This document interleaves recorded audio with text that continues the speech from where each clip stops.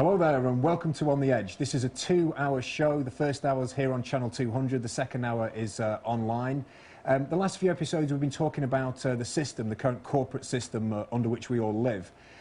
This week we're going to be talking about how to protect ourselves from a system that is deliberately failing us. So how to protect our health and our well-being and the health and well-being of our loved ones. And some of the things we can do that to defend ourselves really against the onslaught of the corporate system. This water here is from Wales. Right, okay. Does that look okay to you? That looks fine to me. Nice and clean? Nice and clean. Okay, well before the water companies send the water out, they treat it with aluminium sulphate, which makes it look clean. And then they try and get the... aluminium again? Aluminium sulphate, that's what they use, just to make the water look clean. So can we see that? That looks pretty clean to me. Looks clean coming through your tap. That looks pretty clean to me. Okay, and this water here... Get a close-up of that. That looks pretty clean to me. That's nice water, that. This water here is from... And from Wales as well, that sounds good, doesn't it? This is fluoridated water. Yeah. From Wolverhampton. From Wolverhampton, that doesn't sound as good, but anyway. This is fluoridated water. Yeah. So that's got an additional additive in it against people's wishes, but you know, you haven't got any choice on that. So would you like to just take a swig of that, James? Absolutely, yeah. Yeah. Okay, does that taste okay to you? That tastes all right, actually. All right. So with all water, can I just go and get my monitor out of the briefcase? What will be sound? So what are you getting out of the suitcase then? It's a monitor which tells you dissolved solids in the water.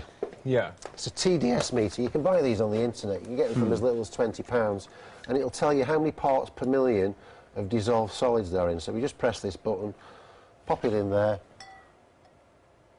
Right, okay. Can we see that on the screen? There's like a figure there saying... is that picking that up? You know, we can't really see that, can we? It's 266 parts per million. 266 parts per million. So that's what the number of...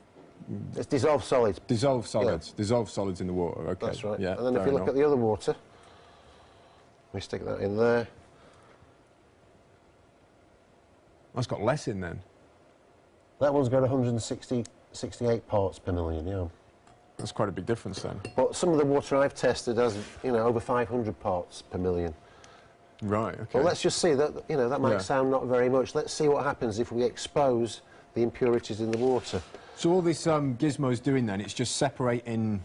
It's bringing it out of suspension. The stuff that's dissolved, it's going to be exposed for what it is. Yeah. So you'll see it, and the more metal there is in the water, the quicker it's going to come out, because water in itself is not it's not a very good conductor of electricity.